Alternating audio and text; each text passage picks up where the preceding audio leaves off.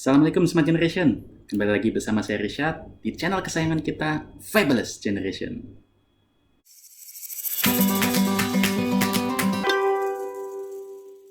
Smart Generation, di tanggal hari ini yaitu 24 Maret 2020, di tengah wabah Corona, kita menggunakan teknologi untuk terus berbagi manfaat. Dan materi hari ini kita akan ngebahas habis soal rahasia terbesar UTBK 2020 supaya adik-adik semua prima dan optimal mengerjakan UTBK 2020 ini. Gimana caranya? Kita akan mengkomparasikan UTBK versus UNBK, ujian nasional berbasis komputer, seperti apa sih tipe-tipenya, jadwalnya seperti bagaimana, tipe soalnya seperti bagaimana, penilaian poinnya seperti bagaimana, akan kita habis setelah ini, supaya adik-adik mendapatkan perspektif seperti apa UTBK yang akan dihadapi nantinya. Dan di tanggal 24 Maret 2020 ini, ada dua pengumuman besar yang merubah sistem di ujian nasional dan UTBK khususnya adik-adik yang kelas 12 SMA.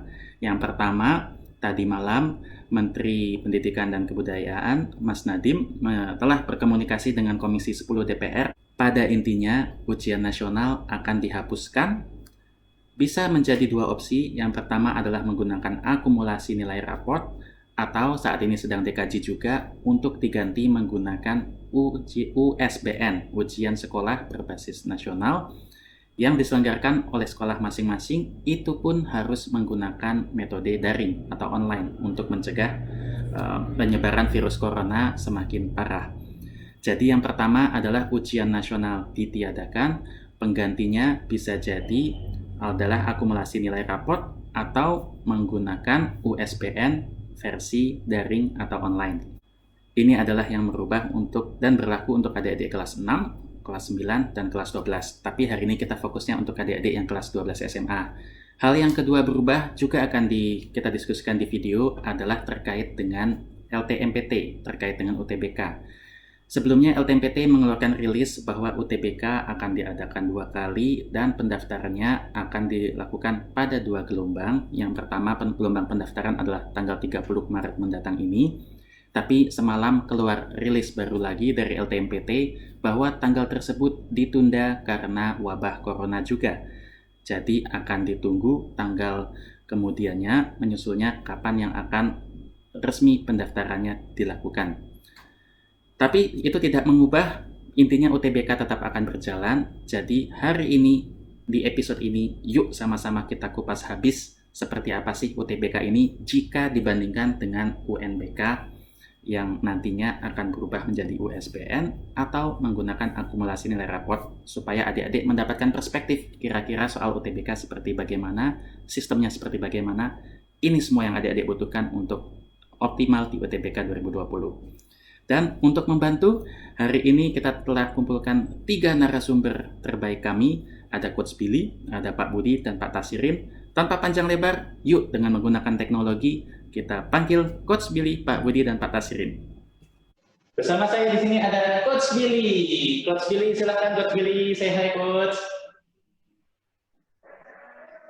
Alhamdulillah sehat. Alhamdulillah. Ada juga di sini bergabung sama kita. Bersama kita juga ada Pak Tasirin. Monggo Pak Tasirin, say hi Pak Tasirin. Ini saya ngantor di kantor sekretariat menembak. Ada Pak Tasirin juga. Dan satu lagi ada Pak Budi Santoso. Monggo Pak Budi, say hi Pak Budi. Alhamdulillah sehat Pak. Alhamdulillah sehat semua ya. Yuk, sekarang kita bersama dengan 3 narasumber kita, yaitu Coach Billy, Pak Budi, dan Pak Tasirin. Kita akan membahas masalah UN dan juga UTBK di 2020 ini. Tanpa panjang lebar, monggo Coach Billy. Coach Billy, kita berbagi kepada adik-adik sekalian. Mungkin ada yang mau ditambahkan dulu, Coach Billy. Saya tak coba share filenya dulu, biar kita bisa mengikuti dari file saja. Ya. Oke, kebetulan sudah disiapkan seperti itu. Siap. Kemarin kita siapkan judulnya seperti itu, Pak. Jadi haruskah UN dan UTBK sekarang gitu. Jadi ini sebagai juga langkah awal untuk Smart Generation karena ada COVID-19 ini akhirnya harus melakukan semua pembelajaran di rumah dan kemudian juga berakibat tertundanya semua jadwal. Jadi pada kesempatan kali ini semoga video ini juga bisa membantu Smart Generation menyiapkan langkah-langkah apa sih dalam menghadapi UN dan UTBK. Saya jalankan ya Mas, slide-nya ya. Oke. Siap, jadi buat tambahan Pak Budi Santoso di sini, kalau adik-adik ingat, beliau adalah ahlinya di statistika data-data, jadi nanti bisa memberikan masukan-masukan terkait gimana sih mempersiapkan yang terbaik. Dan Pak Asirin adalah motivator orang yang sangat unggul, jadi mungkin nanti bisa membantu dari sisi motivasinya. Monggo, silakan Coach Billy. Oke, kita coba sekarang membandingkan yang namanya UNBK yang dibuat oleh Dinas Pendidikan, dalam hal ini pelaksananya adalah BNSP, kemudian memversuskan dengan LTMPT, yang salah satu produknya itu adalah SBMPTN, UTBK SBMPTN. Nah, kenapa ini harus diversuskan? Karena kita berharap Smart Generation semua itu paham tentang poin per poin nanti yang muncul di masing-masing ujian tes tersebut. Ada 4 poin yang kita ingin diskusikan hari ini, tentang yang pertama bagaimana waktu pelaksanaan, kemudian bagaimana materi-materi yang diujikan di masing-masing itu, kemudian yang ketiga tentang rasio waktu per butir soal, kemudian yang keempat, tingkat kesulitan soal dan bagaimana penilaiannya dari masing-masing tes tersebut, baik yang di UTBK maupun yang di UNBK. Kita coba nanti membandingkannya satu persatu. Silakan Coach Billy, kita mulai diskusi Coach Billy, silakan. Oke. Ya, kita masuk yang pertama dulu, tentang waktu pelaksanaan. Jadi, waktu pelaksanaan yang namanya UNBK itu nanti dilaksanakan dalam waktu 4 yang berbeda dengan durasi masing-masing adalah 4 kali 120 menit, di mana setiap peserta hanya diizinkan untuk 1 kali tes. Kalau kita bandingkan dengan yang namanya UTBK yang dibuat oleh LTMPT, itu sangat berbeda karena di dalam UTBK ini itu dilaksanakan dalam 1 waktu saja. Jadi dalam 1 waktu saja. Dan ketika kemudian dilaksanakan dalam 1 waktu itu, durasi waktunya 105 menit dan 75 menit. Cuman bedanya di UTBK, setiap peserta itu boleh melakukannya sebanyak 2 kali tes.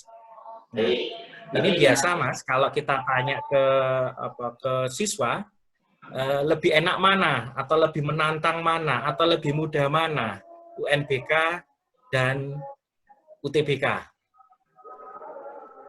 Tentu kalau dilihat dari durasi pelaksanaan waktu, lebih menguntungkan UNBK karena tidak dalam 1 waktu, dia dilakukan dalam 4 waktu yang berbeda. Dan durasinya juga nggak terlalu panjang, cuma 120 menit, hanya 2 jam. Itu di sisi waktu tempuh. Tetapi dalam kesempatan tes, karena kalau di UNBK cuma 1 kali tes, tapi di UTBK 2 kali tes, maka lebih menguntungkan ikut UTBK. Apa iya lebih menguntungkan dengan 2 kali tes? Itu juga nanti berlaku relatif. Jadi prinsip yang mau kita sampaikan di sini, masing-masing punya plus minus dari sisi waktu pelaksanaan. Ada yang menguntungkan di UNBK, pun ada yang menguntungkan di UTBK. Mungkin seperti itu untuk yang pertama dari saya. Bapak-bapak yang lain kalau mau nambah, monggo. Berarti yang kalau kita perlu sampaikan di sini, adik-adik sekalian, yang pertama untuk UNBK itu dilakukan 4 kali ya Pak Rahmat ya, Coach Billy, yaitu 4 waktu berbeda. yaitu masing-masing betul. 20 menit. Tapi keempat ini hanya bisa dilakukan 1 kali saja. Nanti kita bahas terkait dengan 4 kali ini ya. Sedangkan untuk UTBK itu sekarang sudah update, jadi bagi adik-adik yang belum updated, bahwa sekarang UTBK ini bisa dilakukan 2 kali tes. Yang pertama adalah 20-26 sampai 3 Mei 2020. Hanya 2 kali tes, lalu sekali tes itu durasinya adalah 105 menit dan 75 menit, tergantung nanti mau ambil yang mana. Gitu ya, Coach Billy ya? Yap, seperti itu, Mas. Betul. Silakan, Coach Billy. Ini ada mau nambahin? Cukup, Coach. Oke. Kita lanjut ke slide berikutnya dari waktu pelaksanaan. Nah, ini kita coba detailkan, Mas Risat, Smart Generation semua, bahwa sebenarnya yang sudah direncanakan oleh pemerintah itu masing-masing sudah tertanggal yang seperti itu. Meskipun faktanya karena ada kejadian luar biasa, kemarin kita mendapatkan rilis dari pemerintah Kota Surabaya. Bentar, saya zoom biar kelihatan. Mendapatkan rilis dari pemerintah Kota Surabaya bahwa untuk pelaksanaan tes yang itu terjadi perubahan. Dirubah pelaksanaannya menjadi tanggal 6 sampai dengan 9 April. Yang tadinya diagendakan tanggal 30, ternyata per tanggal 21 Maret itu untuk Provinsi Jawa Timur ada perubahan menjadi tanggal 6 sampai dengan tanggal 9 April. Saya belum bisa mengkonfirmasi di tempat lain apakah juga akan ada perubahan yang serupa dengan itu. Kemungkinan besar bisa jadi iya terjadi perubahan yang serupa, yaitu intinya di UNBK itu akan berubah tanggalnya menjadi 6 sampai dengan 9 April. Ini perubahannya. Baik, di sini ya, kemudian sampai 9 April ya. Ya, 6 sampai 9 April ya. Oke. Tadi sudah coret-coret ya, Mas. Oke, sudah geser nih. Oke, enggak apa-apa. Oke, udah geser. Keburu geser. Nah, pun sama, Mas. Pun sama ketika kemudian kita ngomong di UTBK. Senada dengan UN. Jadi lewat siaran persnya, UTBK juga melakukan perubahan. Di awal dulu, UTBK itu menyampaikan bahwa hanya ada satu waktu UTBK, dan itu terbagi dalam 7 hari, 14 kali tes. Tetapi berdasarkan siaran pers kemarin, itu akhirnya menjadi 2 waktu. Jadi UTBK dilaksanakan 2 kali. Untuk lebih jelasnya mungkin saya geser ke slide yang berikutnya saja. Jadi yang paling pokok di sini adalah dalam UTBK kesempatan ini nanti panitia LTMPT merilis begini. Berdasarkan hasil analisis tim kajian dan pengembangan LTMPT menunjukkan bahwa peserta UTBK tahun 2019 yang mengikuti tes 2 kali pada kelompok bidang yang sama mendapatkan nilai yang tidak berbeda, baik bidang saintek, yaitu isinya TPS dan TKA, maupun bidang soshum isinya TPS dan TKA. Artinya di sini tidak berbeda secara hasil, kurang lebihnya sama. Ini yang akhirnya menjadikan dasar LTMPT untuk tahun ini tetap memutuskan UTBK itu dilakukan 2 kali. Jadi itu informasi terbarunya.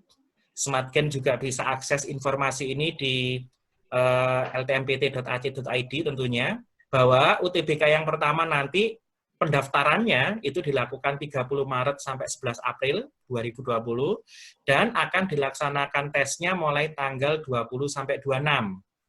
Sedangkan UTBK kedua itu nanti pendaftarannya tanggal 14 sampai dengan 16 April, dan ujiannya akan dilaksanakan tanggal 1 sampai dengan 3 Mei.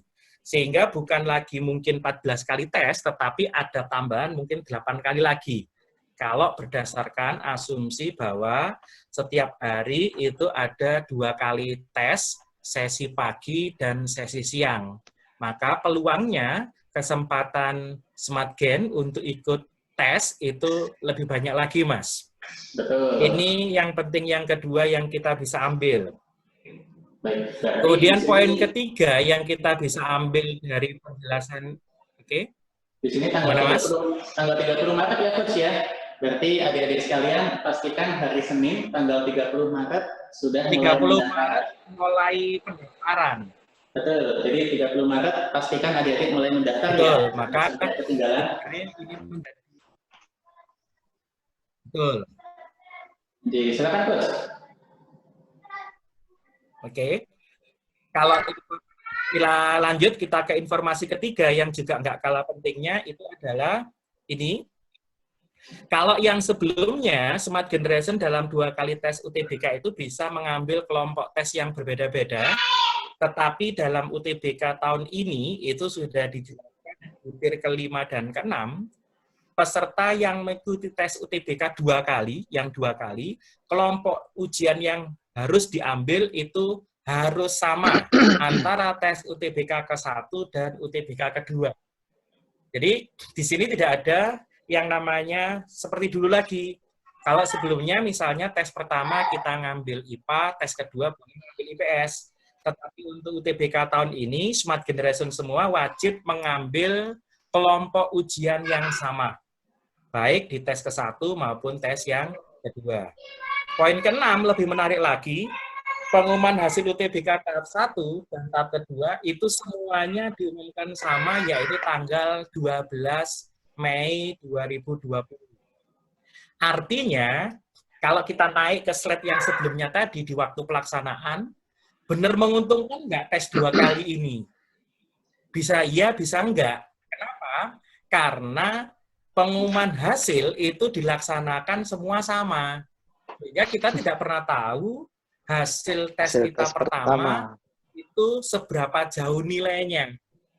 Ya, dan ketika kita mau tes kedua, apakah juga menjadi lebih baik atau lebih tidak? Nah, itu yang dimainkan karena cuma diumumkan 1 kali saja.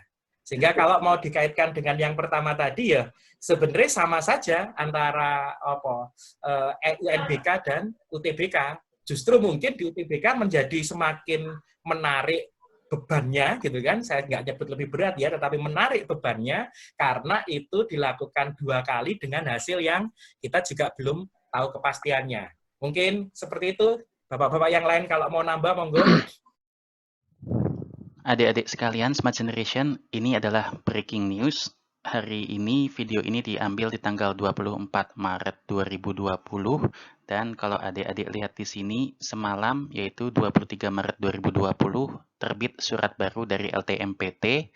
Di sini pada dasarnya, topiknya adalah tentang jadwal pelaksanaan UTBK 2020. Dan pada dasarnya karena wabah corona, maka pendaftaran UTBK yang sedianya dimulai pada tanggal 30 Maret 2020 dan pelaksanaan gelombang pertama yaitu tanggal 20 April 2020 akan ditunda. Lalu pendaftaran dan pelaksanaan UTBK akan diumumkan lebih lanjut.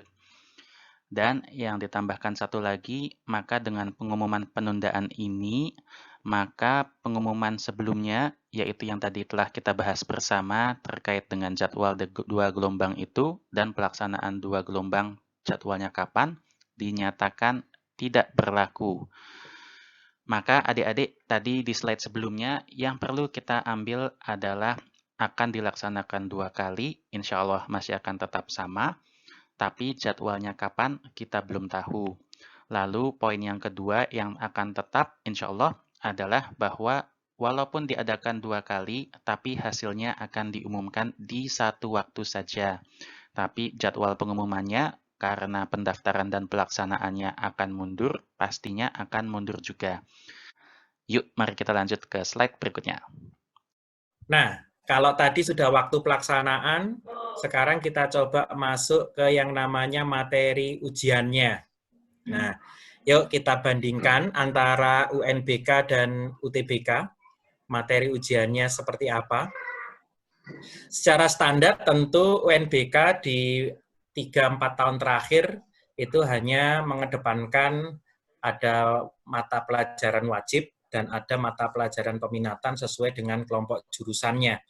Jadi kalau kita mau tuliskan itu hanya ada bahasa Indonesia, kemudian matematika, bahasa Inggris, dan masing-masing nanti bisa ngambil sesuai peminatannya. Kalau IPA bisa fisika, kimia, biologi. Kalau IPS bisa ekonomi, ekonomi, sosiologi, dan geografi. Artinya kalau boleh ngomong di sini siswa hanya berhadapan dengan 4 mata pelajaran untuk menyelesaikan UNBK.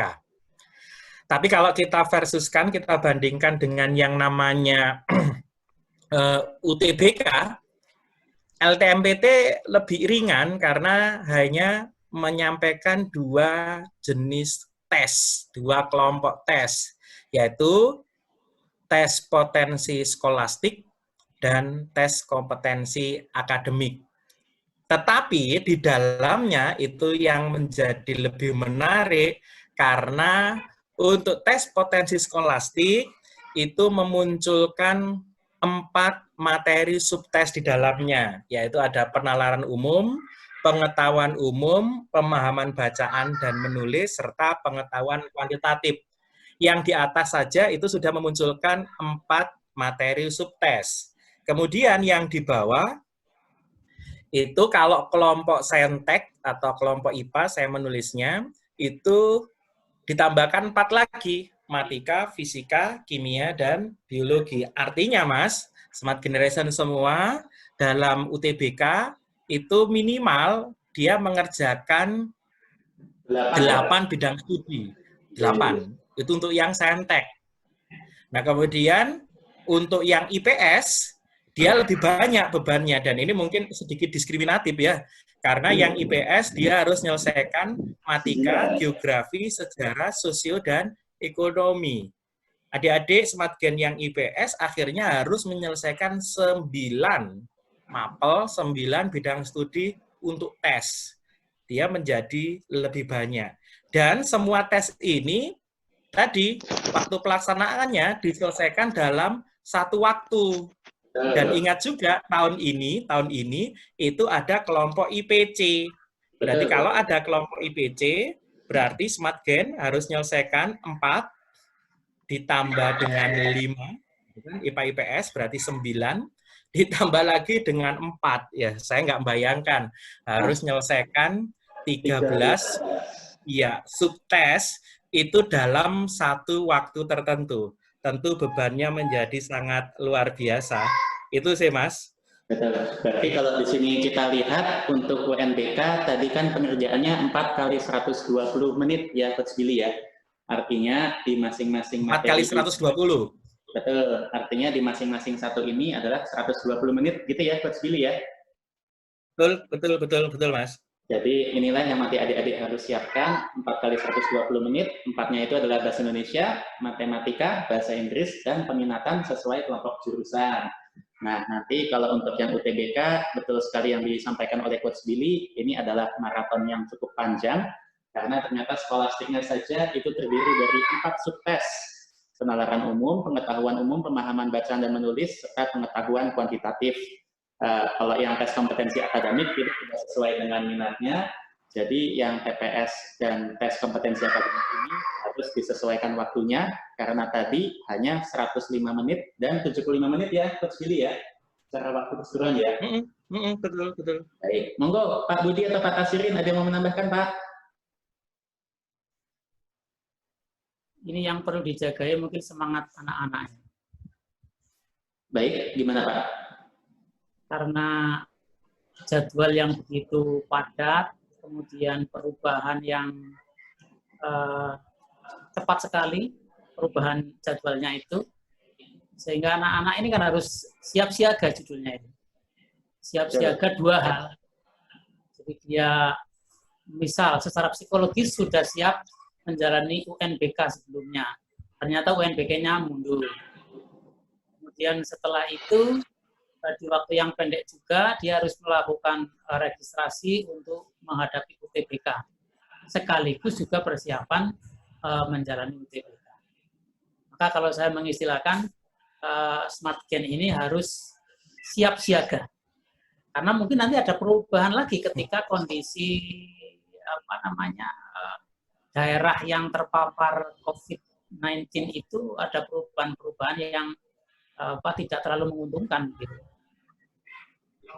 Nah, karena kesiapsiagaan itu tentu juga peran kita juga sebagai education enthusiast untuk membantu mereka menyediakan pembelajaran-pembelajaran yang mendukung prestasi SmartGen semua. Itu sih kalau dari saya. Sangat setuju Pak Tasirien. Oke. Pak Budi, monggo silakan Pak Budi. Ya, kalau Pak Tasirien kan sesuai julukannya Gus Al, Ustadz, maka sisi psikologisnya yang disentuh. Nah, kalau terkait dengan tes ini kan, ya memang karakternya sudah berbeda, Mas Rizal. Ya. Untuk UNBK ini kan sifatnya adalah evaluasi, artinya mengukur seberapa jauh apa yang sudah disampaikan dikuasai oleh adik-adik. Sehingga materinya sudah dikenal semuanya mungkin terkait dengan UNBK. Sementara untuk UTBK sendiri ini adalah ujian seleksi. Yang namanya seleksi adalah ya soal karakteristik soal antara UNBK dan UTBK insya Allah akan berbeda karena kalau yang UTBK ini lebih cenderung mengukur atau pengen mengetahui sejauh mana anak-anak atau peserta UTBK ini sesuai dengan jurusan yang nanti akan mereka masuki, yang mereka pilih. Yang akan mereka masuki, yang mereka pilih pada saat pendaftaran SBMPTN. Nah, maka dari itu, karena soalnya itu mengukur kesesuaian, otomatis ini yang membuat adalah pihak yang akan menerima mereka, kan kampus yang membuat. Nah, karena mungkin jarang ditemui, ya maka dari itu ada yang ingin ikut UTBK ini ya harus mengetahui bagaimana sebenarnya mereka harus mengerjakan soal-soal ini. Waktunya cukup sempit, karena waktunya cukup sempit dibandingkan UNBK. UNBK materinya sudah dikenal, waktunya panjang. UTBK materinya bisa jadi belum dikenal, waktunya lebih sempit. Nah, ini nanti mungkin Coach Billy nanti akan membahasnya, gimana triknya ini nanti. Atau mungkin harus banyak latihan dan sebagainya. Monggo Coach. Silakan Mas Rizal. Silakan Mas Billy.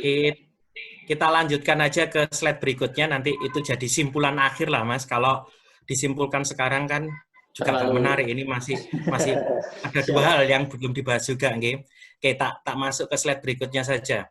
Nah, ini yang alokasi waktu yang tadi saya sebutkan. Jadi untuk kelompok Saintek itu alokasi waktunya hanya 180 menit sama dengan kelompok Sosum.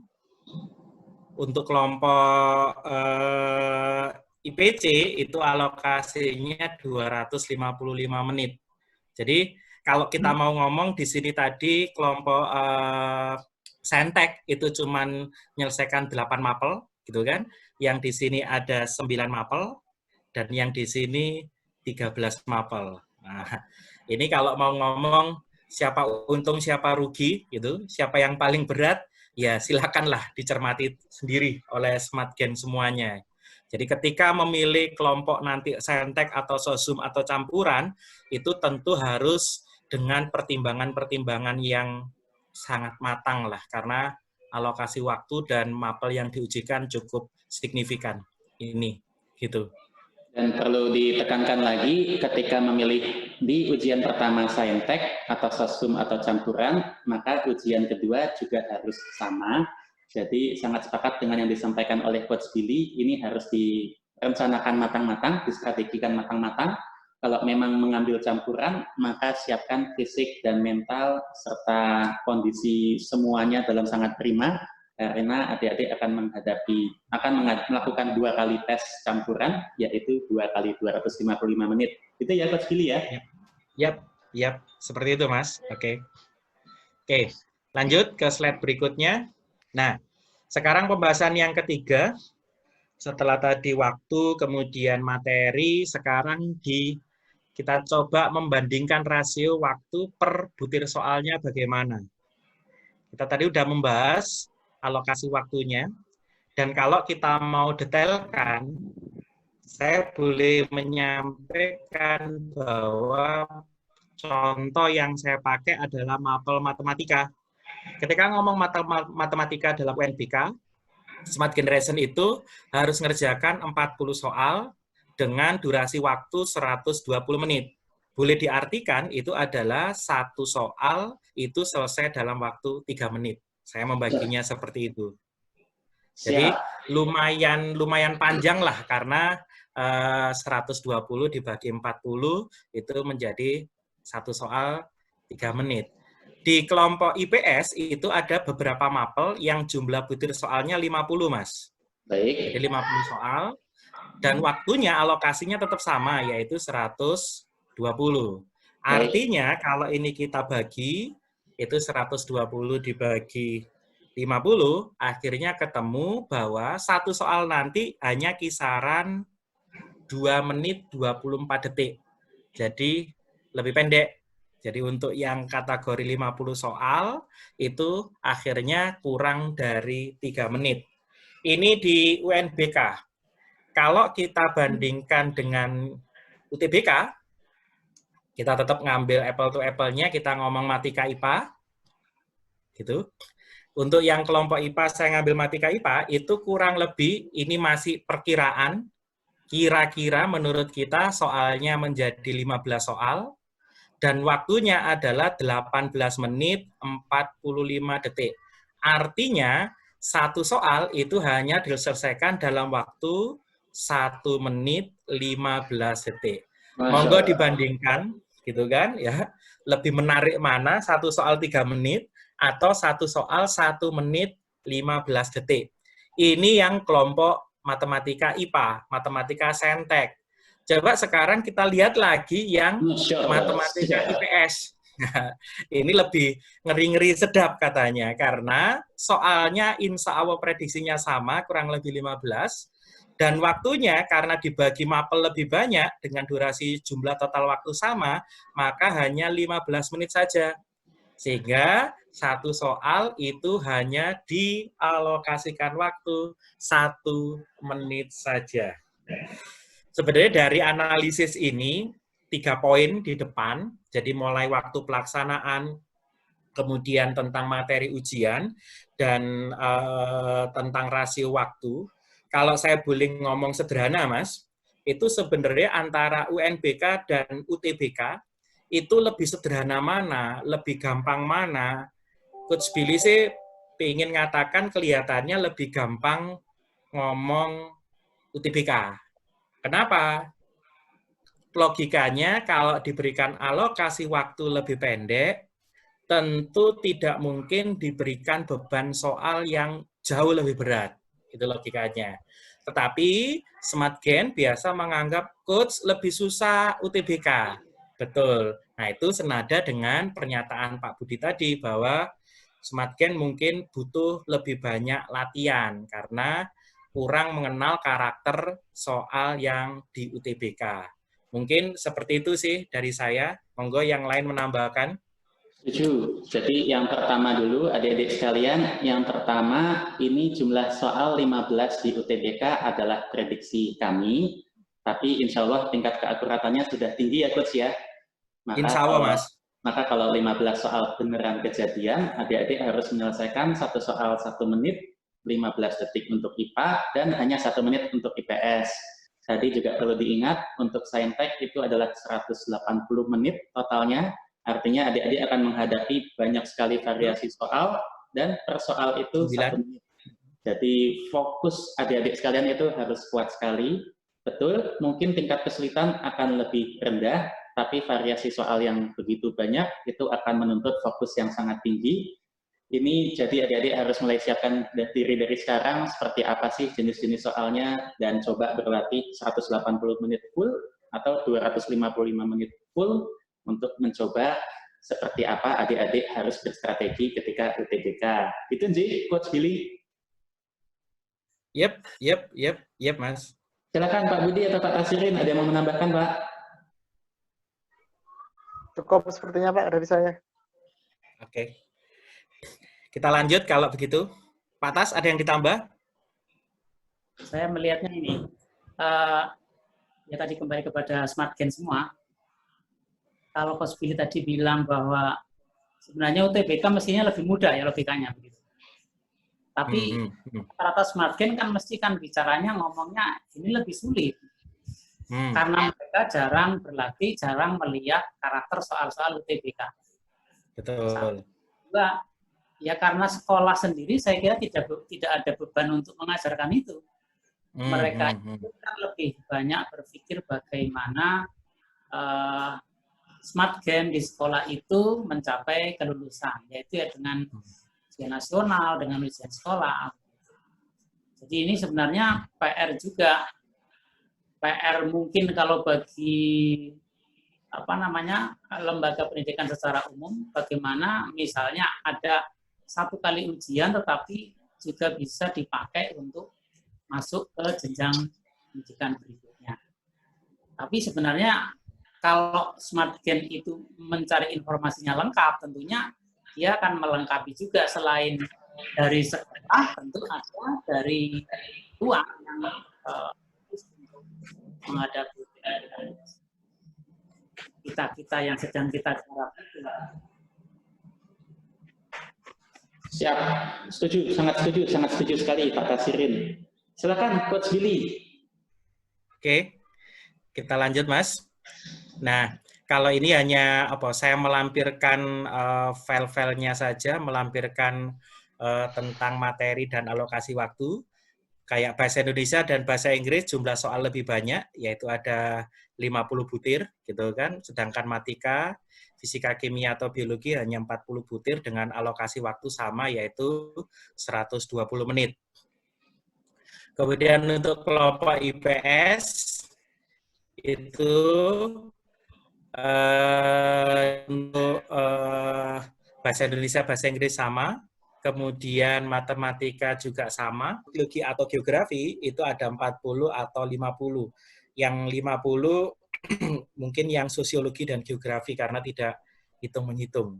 Seperti itu. Ini adalah untuk UN ya Coach Billy. Nah, UN sekarang ya? kita lihat, ya ini yang untuk UNBK Mas, ini yang untuk UNBK. Jadi sekarang kita lihat untuk yang UTBK. Nah ini.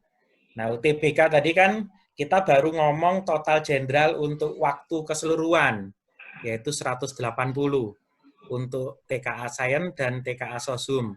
Nah, kalau kita deskripsikan itu dipotong-potong, ternyata 180 itu alokasi waktunya, TPS-nya 105 menit, kemudian TKA-nya 75 menit, dan TKA Sosumnya itu juga 75 menit. Artinya waktu 180 itu bukan dibagi sama rata, tetapi membaginya juga berbeda-beda. Maka nanti alokasi pengerjaan masing-masing soal pun juga berbeda-beda. Kalau saya boleh menyampaikan, di 105 menit ini tadi kan ada 4 mapel. Ada 4 mapel, kemudian dari 4 mapel itu pun juga kurang lebih masing-masing subtes itu ada 15 soal. Berarti di sini bebannya total ada 60 soal. Sedangkan di TKA Saintek di sini kalau kita berasumsi masing-masing 15, berarti 15 soal kita kalikan juga dengan 4 mapel. Itu juga sama-sama 60. Nah, dari kelompok tes 1 ini aja Mas, kita udah juga bisa membedakan. TPS itu alokasi waktunya 105 menit dengan soal 60. Sedangkan Saintek alokasinya 75, jumlah soalnya juga 60. Monggo, ini juga perlu penyikapan. Kenapa dibuat seperti ini dan seterusnya, tentu ada alasan-alasannya. Mungkin salah satu yang paling sederhana, kalau Coach Billy lihat, materi TPS ini materi yang tidak pernah diajarkan di jenjang sekolah secara umum, secara resmi tidak ada diajarkan. Dengan alokasi waktu mungkin ditambahkan supaya smart gen semuanya bisa mengerjakan itu dengan optimal. Sedangkan di TKA Saintek itu kan materinya sudah dipelajari selama ini, selama di SMA, yaitu matematika, kemudian fisika, kemudian kimia, dan biologi. Ini kan materi yang relatif SmartGen selalu dapatkan. Maka alokasi waktunya pun juga dipersingkat hanya 75 menit. Ini pun kadang SmartGen juga protes, Mas. Wah, matematika sama fisika itu sulit, Coach. Kok waktunya pendek itu loh. Itu jadi masalah. Saya lanjutkan sedikit lagi. Nah, bagaimana yang SOSHUM? Nah, SOSHUM lebih, kalau mau ngomong lebih nyiksa lagi mungkin ya. Kenapa? Karena nanti jumlah mapelnya bukan 4, tapi berapa? 5. Betul.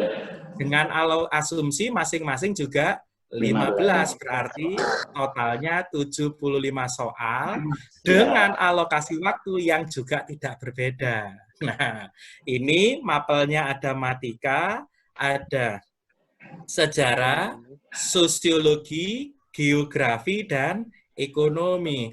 Dua kelompok matematika dan ekonomi ini yang biasanya jadi handicap-nya anak-anak IPS. Hitung-hitung, Coach, masa satu soal 1 menit, apa saya mampu, dan seterusnya. Nah, ini juga perlu penyikapan, perlu latihan, betul kata Pak Tas tadi, perlu pengambilan keputusan oleh SmartGen yang tepat, bahwa hari ini Anda semua harus melakukan apa agar saat ujian nanti benar-benar siap. Seperti itu, Mas. Setuju. Jadi ini yang perlu kita highlight juga ya, Coach ya, bagi yang mengambil campuran, alhamdulillah masih punya waktu untuk melakukan ibadah juga ya, Coach Billy ya. Jadi ya. masih aman untuk yang mungkin yang sholat asarnya paling ya, yang mungkin agak berburu-buru, tapi insya Allah masih ada. Jadi pada dasarnya adik-adik sekalian, ini kita bisa lihat bahwa tadi untuk ditekankan lagi, waktunya pun juga sangat berbeda antara mengambil saintek saja, hukum saja, atau mengambil campuran.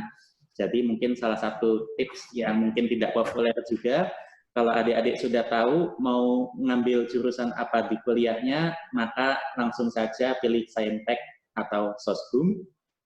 Itu akan lebih mempermudah dan juga fokusnya juga lebih lebih optimal, karena secara waktu itu pun hanya 180 menit dibandingkan dengan 255 menit. Tapi apabila adik ingin melakukan ngambil yang campuran untuk lintas jurusan misalnya, maka sangat silakan, tapi tadi kembali lagi optimalkan waktunya dulu. Gitu ya, Coach Billy ya? Iya Mas. Yep. Siap. Monggo silakan Coach Billy atau bapak-bapak yang lainnya, silakan. Oke, ini sebenarnya materi ini juga menarik ya. Artinya menarik itu kadang-kadang adik-adik ini sebenarnya tidak siap ketika kuliah ngambil jurusan yang saintek, kelompok saintek. Tidak siap tesnya juga bisa jadi, terus kemudian dari sisi keilmuan juga lebih senang yang soshum. Nah, ini menarik sebenarnya ketika yang menyimak bukan hanya kelas 12, tetapi juga disimak oleh adik-adik yang kelas 10 atau kelas 9 juga bisa ya, karena kelas 9 nanti masuk kelas 10 mereka sudah penjurusan. Sehingga ini harus disadarkan dari awal ketika adik-adik SMA masuk SMA milih jurusan apa benar milih saintek, karena kalau nanti orientasinya kuliahnya tidak di saintek ya akan percuma. Setuju. Atas Rin, monggo. Cukup kayaknya kalau saya. Cukup ya. Monggo. Mas Rizat. Kita lanjut aja ke slide-nya. Yep. Nah, ini yang terakhir. Ini jatahnya Pak Budi ini nanti yang ngomong lebih banyak gitu kan. Karena tadi sebagian sudah saya ambil jatahnya. Kita ngomong sekarang di tingkat kesulitan soal dan bagaimana penilaiannya, gitu kan, G. Jadi kalau kita buka satu persatu, kalau misalnya kita ngomong taksonomi pembuatan soal, untuk yang namanya UNBK itu dia hanya berada di tingkat kesulitan yang ngomong pengetahuan, pemahaman, aplikasi dan analisis. Mungkin hanya di level itu. Jadi kalau kita mau ngomong evaluasi itu mungkin masih terlalu jauh, tidak di situ, hanya ngomong knowledge, kemudian pengetahuan, kemudian pemahaman, kemudian aplikasi dan analisis itu. Kemudian kalau itu berdasarkan tingkat kesulitannya. Kalau berdasarkan bagaimana menilainya, meskipun mulai tahun ini dan tahun kemarin, beberapa materi UN hanya menitik beratkan pada penilaian yang benar saja. Artinya, kalau SmartGen menjawab salah ataupun dikosongi, itu nggak ngaruh apapun. Tidak ada pengurangan nilai, tidak ada hasil yang berbeda, tidak. Kita hanya melihat kalau di UNBK itu asal Anda jawab benar ya mesti dapat poin. Meskipun kita yakin untuk soal esai itu bobotnya tentu lebih besar daripada soal pilihan ganda. Nah, kalau kita bandingkan dengan yang UTBK, nah ini sangat-sangat berbeda. Jadi ketika ngomong UTBK itu soal yang di tingkat kesulitannya pun itu lebih di atasnya. Dimulai dari yang terendah adalah aplikasi, kemudian pemahaman, sintetis, dan evaluasi. Jadi kalau diistilahkan mungkin levelnya mulai C3 sampai dengan C6. Jadi seperti itu. Jadi lebih sulit daripada kemudian kita ngomong soal di UNBK. Meskipun tadi di awal saya juga nyampaikan, kalau berdasarkan asumsi waktu saya sebenarnya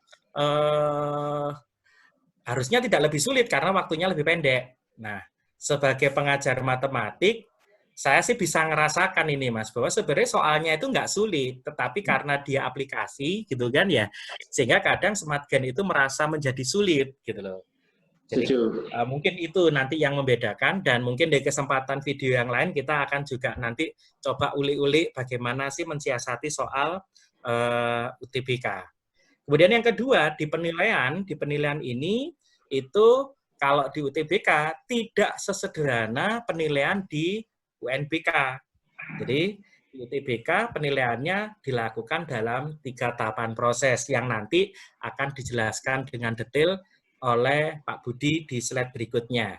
Tapi sebelum slide berikutnya, saya di sini dulu. Mungkin kalau ada yang nambahin, monggo dari bapak-bapak yang lain. Baik, jadi yang disampaikan Coach Billy, adik-adik sekalian sangat tepat sekali. Kuncinya adalah adik-adik harus mengenali tipe-tipe soal UN dan juga UTBK. Dan di internet ada banyak sekali video-video yang menunjukkan tentang UN ataupun UTBK. Terutama di channel kami, Fabulous Generation, itu banyak juga soal-soal yang sudah kami kurasikan. Dan juga di channelnya Coach Billy pun juga sangat silakan untuk dimampiri. Di sana ada banyak sekali juga prediksi UN, bahkan Coach Billy juga sudah masukkan. Jadi adik-adik yang mau bersiap-siap UN, silakan mampir ke channelnya Coach Billy untuk mengenali tipe-tipenya seperti apa. Monggo, Pak Budi atau Pak Kasirin? Kalau dari dua hal ini, mestinya SmartGen juga harus sudah siap menyerap dua-duanya. Siap menyerap dua-duanya. Artinya, karena karakteristik soalnya berbeda, kalau yang UNBK itu lebih ke lower and middle thinking skill, mungkin gitu ya, sedangkan yang UTBK lebih ke higher. Jadi, memang penting mengenal dua karakter itu. Atau kalau yang lebih jadi tugasnya Coach Billy ini, membedah mungkin sebuah materi, pokok bahasan itu, kalau UNBK karakter soalnya seperti ini, kalau UTBK seperti ini. Kemudian lebih mengena pada pembedaan di pemahaman materi. Kalau seperti ini, saya hanya bisa menyimak, ya mungkin berbeda, tetapi kalau SmartGen tentunya harus lebih dalam itu mengetahuinya, lebih kepada materi. Belum lagi yang di bawah itu, yang perbedaan penilaian, tentunya lebih rumit lagi. PR-nya ada dua paling tidak yang harus diketahui oleh SmartGen. Dan untuk para education enthusiast, ini lebih harus menanamkan hal yang visioner, tidak hanya di kelas 12, saya kira itu. Di kelas 10, kelas 11, mereka juga wajib tahu supaya jauh-jauh hari bisa mengantisipasi dua hal itu. Gitu sih dari saya. Silakan Pak Budi, kita masukkan ke dalam penilaian IRT ya, yang 3 tahap Pak Budi. Oke, langsung masuk ke Billy ya. Oke, saya satu poin dulu tadi permintaan dari Pak Tas. Insya Allah setelah ini saya akan coba buat pembanding ya, yang apple to apple, artinya babnya sama untuk kemudian kita bandingkan bab sama untuk UTBK.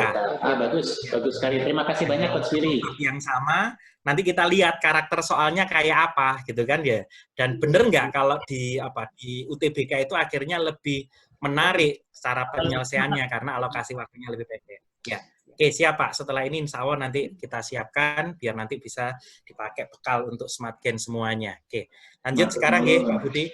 Oke. Siap. Monggo ini jatahnya Pak Budi nih. Nah, monggo Pak. Oke. Terkait dengan IRT 3 tahap sebenarnya kita sudah pernah bahas di video yang lain ya. Apa itu? Untuk penilaian ini memang termasuk baru dimulai tahun 2018, walaupun sebenarnya tahapan-tahapannya itu sudah dimulai sejak lama. Itu sudah kita jelaskan di video kita sebelumnya. Mungkin Smart Gain nanti bisa lihat di video yang terdahulu lebih jelasnya seperti apa, karena kita bahas detail dan panjang di situ. Tapi secara singkat di sini akan saya ulang. Yang pertama terkait dengan IRT 3 tahap itu, yang pertama dilakukan nanti adalah akan melihat jawaban peserta, itu jawaban yang benar, untuk soal yang dijawab benar, maka soal tersebut, nomor tersebut, yang bersangkutan akan mendapatkan poin 1. Sementara untuk jawaban yang salah, maka yang bersangkutan akan mendapatkan 0. Nah, ini nanti akan dalam penilaian IRT sebenarnya antara jawaban salah dengan tidak dijawab, ini sama-sama 0 di awal, tetapi pada akhirnya nanti perlakuannya akan berbeda. Perlakuannya akan berbeda karena jawaban salah tentu punya konsekuensi dibandingkan dengan tidak dijawab. Punya konsekuensi. Jawab salah itu kan bisa jadi sebenarnya memang sudah berusaha tetapi salah, tapi ada juga yang usahanya belum maksimal, kemudian sudah diguguhkan jawabannya. Belum maksimal itu bisa jadi dalam tanda kutip juga dikatakan ngawur. Bisa jadi ngawur. Nah, setelah pemberian poin 1 dan 0, 1 untuk jawaban benar, 0 untuk jawaban salah, maka dari poin 1 dan 0 itu nanti panitia kemudian akan melakukan analisis tingkat kesulitan soal. Nah, jumlah jawaban benar terhadap suatu soal semakin banyak, maka soal itu akan dikategorikan soal yang lebih mudah dibandingkan dengan jumlah jawaban benar yang lebih sedikit. Cuman ini nanti akan dikategorikan menjadi 3. Kalau kita dalam tryout kita mengkategorikannya menjadi 3. Soal itu akhirnya menjadi soal yang sulit, soal yang tingkat kesulitannya sedang, dan soal yang tingkat kesulitannya rendah, artinya soal yang mudah. Nah, konsekuensinya adalah soal yang sulit itu nanti akan mendapatkan poin lebih tinggi dibandingkan dengan soal yang sedang ataupun yang mudah. Nah, di sini kita mengambil poin, kalau soalnya itu sulit, maka poinnya antara 0 sampai dengan 4. 0 sampai dengan 4. Kemudian kalau soalnya itu sedang, 0 sampai 3 poinnya. Kemudian untuk soal yang mudah, 0 sampai dengan 2. Jadi gitu. Nah, kemudian yang perlu diketahui di sini bahwa tingkat kesulitan bukan lagi berdasarkan persepsi pembuat soal, tetapi berdasarkan respon peserta terhadap soal yang bersangkutan. Respon ini jawaban. Artinya ya seperti saya jelaskan tadi, jawaban benar semakin banyak, berarti soal itu dikategorikan soal yang mudah. Nah, berdasarkan beberapa kali tryout yang kita adakan, ternyata cenderung adik-adik, ya mungkin ini karena masalah kesiapan, karena kemarin-kemarin ini belum begitu siap menghadapi UTBK, maka cenderung soal yang kita sajikan, walaupun soal yang kita buat itu tingkat kesulitannya disesuaikan dengan tingkat kesulitan di UTBK tahun 2019 yang lalu, itu cenderung masih dikategorikan soal-soal yang sulit. Soal-soal yang sulit. Walaupun tingkat kesulitannya oleh oleh para pembuat soal itu sudah disetarakan dengan tingkat kesulitan yang ada di soal UTBK tahun 2019. Nah, kemudian setelah tingkat kesulitan soal diketahui, maka kemudian tahap berikutnya adalah penentuan skor peserta. Nah, penentuan skor peserta ini nanti akan tergantung pada beberapa hal. Yang pertama adalah jumlah jawaban benar yang bersangkutan. Jumlah jawaban benar yang bersangkutan. Nah, tetapi kita kemudian tidak berdasarkan pada jumlah jawaban benarnya, tetapi nanti kita akan lihat poin per poin soal, masing-masing soal. Jadi item per item soal maksud saya. Kita lihat per item soal, tidak kemudian misalnya subtes penalaran umum, jumlah benarnya berapa, terus kemudian muncul nilai, tidak. Tetapi kita lihat soal nomor 1 untuk penalaran umum, soalnya termasuk soal sulit atau soal yang mudah. Kalau soal sulit untuk nomor 1 berarti poinnya nanti akan maksimal jika adik-adik itu jawabannya benar. Nah, kemudian yang kedua, rasio jawaban salah itu diperoleh dari jumlah soal salah yang dijawab salah per jumlah soal yang dijawab. Jadi itu rasio yang saya katakan kalau di dalam tryout-nya Fabulous itu koefisien subtes. Artinya kita mengukur pseudo guessing, artinya kalau di bahasa Indonesia kan saya kok enggak begitu ini, mungkin tingkat kengawuran ya. Jadi tingkat kengawurannya adik-adik seberapa besar itu kita ambil dari jumlah soal yang dijawab salah per jumlah soal yang dijawab. Jumlah soal yang dijawab. Artinya semakin besar adik-adik menjawab salah, maka akhirnya poin untuk soal yang dijawab benar di kategori atau subtes yang itu, maka poinnya juga akan semakin kecil. Poinnya akan semakin kecil. Nah, kemudian setelah itu semua didapatkan, misalnya penalaran umum dapat poin nomor 1 dapat poin berapa, nomor 2 dapat poin berapa, dan seterusnya sampai soal nomor 15, maka akhirnya poin itulah yang nanti akan dijumlah. Nah, berikutnya, agar nilai dari para peserta ini bisa dibandingkan dengan peserta yang lain, maka kita buatlah skor untuk masing-masing peserta, masing-masing subtes itu menjadi skor nasional. Karena tryout-nya juga tryout nasional, maka kita buat menjadi skor nasional. Ini akan memudahkan kita membaca potensi adik-adik, kira-kira potensinya dia bisa diterima di mana. Kalau dibandingkan dengan peserta yang lain, posisinya ada di mana. Ini yang terpenting. Karena nilai dalam UTBK itu bukan berapa ratusnya yang dia dapat akhirnya, tetapi yang penting adalah di posisi keberapa yang bersangkutan ini jika dibandingkan dengan para pesaing Peserta yang lain. Ya, monggo kalau mau ditambahkan. Kalau mungkin nanti pengen lebih jelasnya bisa dimunculkan Mas Risat link YouTube sebelumnya sehingga dari itu lebih jelas. Monggo. Setelah video ini selesai akan muncul link suggestion. Jadi di situ akan saya masukkan ke pembahasan IRT bagaimana UTBK itu dinilai. Nanti silakan adik-adik bisa simak bersama ya. Monggo bapak-bapak yang lain ada yang mau ditambahkan?